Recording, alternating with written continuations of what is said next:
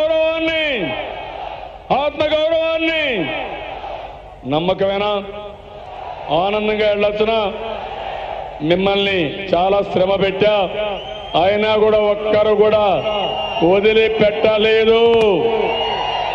మీ అభిమానం చూశా, మీ పట్టుదల చూశా.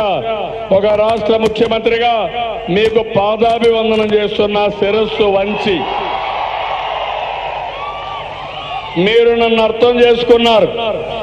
మీరే నా సైన్యం, మీరే ఈ రాష్ట్రాన్ని కాపాడే శక్తులు.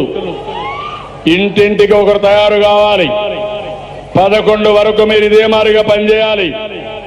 పనిచేసి అన్ని సీట్లు గెలిపించండి, నాకు శక్తినివ్వండి.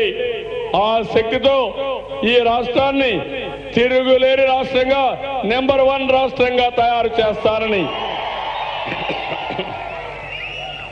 మరొకసారి మీ అందరికీ తెలియజేస్తూ, మా పెద్దమ్మ ఒకటే వచ్చింది, పెద్ద కొడుక నీకే ఓటేస్తానని చెప్పడానికి. ఇలాంటి తల్లులు చాలా మంది ఉన్నారు.